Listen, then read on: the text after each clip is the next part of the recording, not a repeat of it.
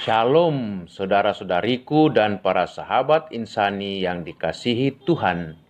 Selamat berjumpa kembali dalam program Renungan Rohani Insani. Inspirasi Sabda Allah hari ini, Rabu 7 Oktober 2020, bersama Pastor Edi Octavianus Kaniu, Imam Diosesan Keuskupan Agung Makassar yang sedang bertugas di Paroki Santo Martinus de Tours, Bone-Bone, Luwu Utara. Selamat mendengarkan. Salam jumpa kembali para sahabat insani yang dikasihi oleh Tuhan. Kita berjumpa kembali dalam program Insani, Inspirasi Sabda Allah hari ini, edisi hari Rabu, tanggal 7 Oktober tahun 2020, dari Paroki Santo Martinus de Tours, Bone-Bone, Pastor Edi Octavianus Kaniu. Mari kita mengawali renungan kita pada hari ini dengan doa. Dalam nama Bapa dan Putra dan Roh Kudus. Amin. Allah Bapa yang Maha Kasih dalam surga, kembali kami datang ke hadirat-Mu memuji dan memuliakan nama-Mu. Bahwa Engkau senantiasa menyertai kami dalam kehidupan kami.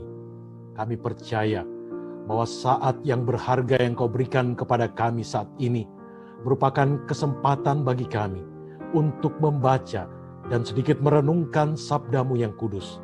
Kami percaya Roh Kudus-Mu akan senantiasa menaungi kami hingga kami dapat membaca sabda-Mu dengan baik, merenungkannya dengan penuh iman, dan memetik buah-buah permenungan yang akan menjadi kekuatan di dalam kehidupan kami. Maka kami menyerahkan diri kami kepada-Mu ya Bapa, dengan pengantaran Kristus Tuhan dan Juru Selamat kami. Amin. Dalam nama Bapa dan Putra dan Roh Kudus. Amin. Para sahabat insan yang dikasihi Tuhan, mari kita membaca Injil Lukas pasal 11 ayat 1 sampai dengan 4. Pada suatu kali Yesus sedang berdoa di salah satu tempat.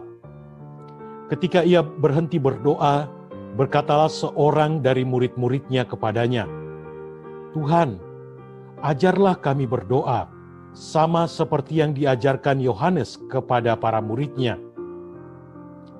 Jawab Yesus kepada mereka, "Apabila kamu berdoa, katakanlah, Bapa, dikuduskanlah namamu, datanglah kerajaanmu, berikanlah kami setiap hari makanan kami yang secukupnya, dan ampunilah kami akan dosa kami, sebab kami pun mengampuni setiap orang yang bersalah kepada kami, dan janganlah membawa kami ke dalam pencobaan."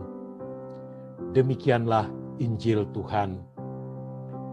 Para sahabat yang insani yang dikasihi Tuhan, yang terkasih di dalam Yesus Kristus. Pernahkah ada saat di mana kita mengalami bahwa pada saat kita menggunakan media sosial, pada saat kita menggunakan HP kita, entah chatting, entah SMS, lalu kita kirimkan kepada seseorang, lalu orang itu membalasnya dalam waktu yang sangat lama. Bahkan mungkin tidak sempat dibalas. Apalagi jika chattingan itu kita tujukan kepada orang yang kita cintai. Hanya sekedar menanyakan kabar, menanyakan keadaannya, tetapi tidak dibalas atau bahkan lama sekali dibalas. Ya tentu saja yang kita rasakan adalah gegana, gelisah, galau, dan merana. Bapak, Ibu, saudara-saudari, mungkin demikian pula yang dialami kita sebagai pengikut-pengikut Kristus, orang-orang yang beriman pada saat kita menyampaikan doa kita kepada Allah. Mungkin pada saat kita menyampaikan doa kita kepada Allah, kita pun berpikir dan menunggu kapan waktu doa itu kita didengarkan atau bahkan dikabulkan. Para sahabat insani yang dikasihi oleh Tuhan, walaupun dalam pengharapan kita menantikan doa tersebut dikabulkan oleh Allah, tetapi mari kita bersama-sama melihat apakah yang disampaikan atau pada saat kita berdoa itu adalah seturut dengan apa yang dikehendaki oleh Allah sendiri.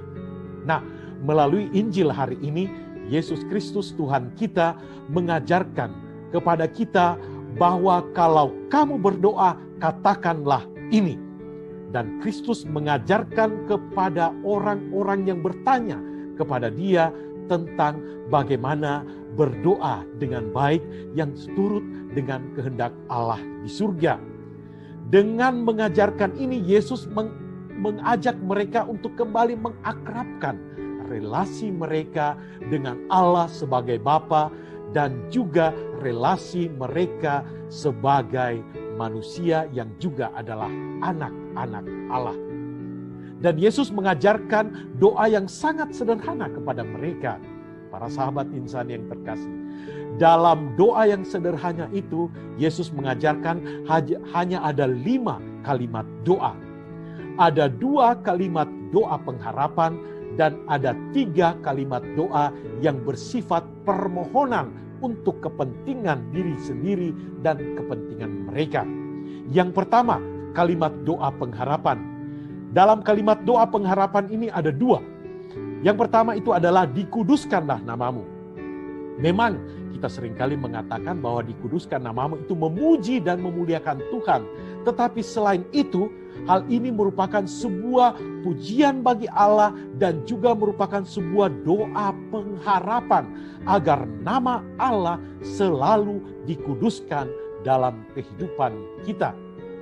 Nabi Yehezkiel pun pernah bernubuat bahwa Allah sendiri akan menguduskan namanya yang sudah dinodai oleh dosa dan kesalahan umat manusia. Maka harapan yang kita sampaikan di dalam doa-doa kita dengan memuji dan menguduskan nama Allah adalah agar janji Allah itu dapat segera terwujud sehingga namanya diakui serta dihormati oleh semua orang. Itulah pengharapan yang ada di dalam kalimat doa tersebut. Yang kedua, datanglah kerajaanmu. Ini adalah sebuah harapan pula agar Bapa di surga dapat menegakkan pemerintahannya. Pemerintahannya memang sudah sedang hadir dan selamanya akan hadir dalam diri Yesus Kristus Tuhan kita. Dan tentu saja kiranya dengan doa kita itu kita pun mempunyai harapan bahwa kerajaan Allah itu semakin kokoh berdiri tidak hanya di tengah-tengah dunia tetapi juga di dalam diri kita dan kita rasakan di dalam kehidupan iman kita hingga akhir zaman. Dan bagian yang kedua adalah kalimat doa permohonan. Dalam kalimat doa permohonan ini ada 3 hal yang diajarkan oleh Yesus Kristus kepada kita. Yang pertama, berikanlah kami setiap hari makanan kami yang secukupnya, atau berikanlah kami rejeki pada hari ini. Yang dimohonkan supaya Allah memberikan setiap saat apa yang menjadi kebutuhan kita, apa yang menjadi rejeki, apa yang menjadi berkat bagi kita. Tentu saja hal ini tidak hanya berarti makanan jasmani saja, tetapi juga adalah makanan rohani yang kita butuhkan dalam kehidupan iman kita. Yang kedua, ampunilah dosa-dosa kami. Kita percaya di dalam iman kita Allah adalah Bapa yang Maha Rahim bagi kita. Dan Ia pasti akan mengampuni dosa-dosa kita, merangkul kita kembali. Bagi kita yang dengan rendah hati selalu datang kepadanya dengan menyadari keterbatasan kita.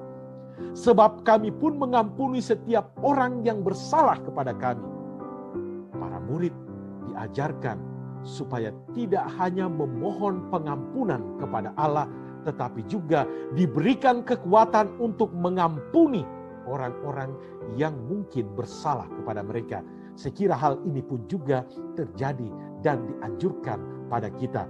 Kita tidak hanya memohon pengampunan dari Allah, tetapi juga kita mohon kekuatan agar mampu pula memberikan pengampunan kepada orang yang membuat kita pernah sakit hati.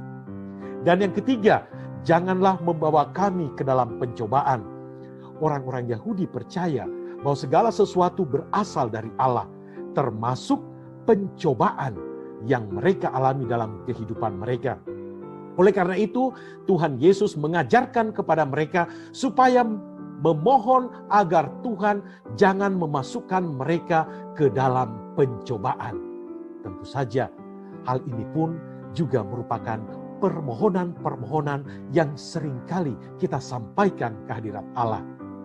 Para sahabat insani yang dikasihi Tuhan, doa Bapa kami Memanglah sebuah doa sederhana yang mungkin rutin kita doakan di dalam kehidupan iman kita, tetapi merupakan sebuah doa yang meringkas semua doa-doa kita kepada Tuhan. Dengan doa ini, Allah semakin dekat, semakin akrab dengan kita, manusia yang diciptakannya. Manusia yang diciptakannya seturut dengan citranya, dengan wajahnya sendiri. Sebagai anak-anaknya, kita pun berharap meminta semua yang kita butuhkan. Dan Tuhan sebagai Bapa yang baik pasti akan mendengarkan setiap doa-doa kita. Para sahabat insan yang dikasihi Tuhan, semoga apa yang diajarkan oleh Tuhan kita Yesus Kristus di dalam doa-doa kita membuat kita semakin menghayati hidup doa kita, dan semakin menghayati pula bahwa di dalam doa itu relasi kita dengan Allah semakin akrab dan semakin intim, dan di dalam relasi itulah mengalir aneka rahmat dan berkat yang kita butuhkan dalam kehidupan kita. Amin. Dalam nama Bapa dan Putra dan Roh Kudus. Amin. Terima kasih ya Tuhan untuk kesempatan merenungkan sabda-Mu yang dengan baik pada kesempatan ini. Kami mohon semoga Engkau senantiasa memberikan kami waktu dan memberikan kami hati yang baik pada saat kami mengolah iman kami lewat doa-doa kami secara pribadi maupun bersama-sama kepadamu.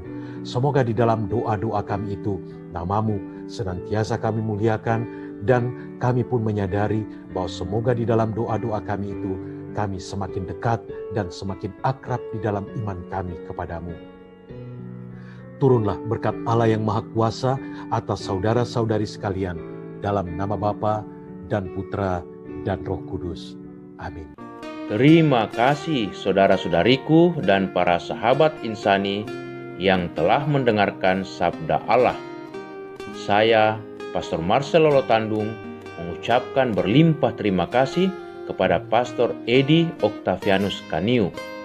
Semoga Pastor bersama dengan segenap umat di paroki senantiasa diberkati Tuhan dalam setiap aktivitas dan pelayanannya. Amin.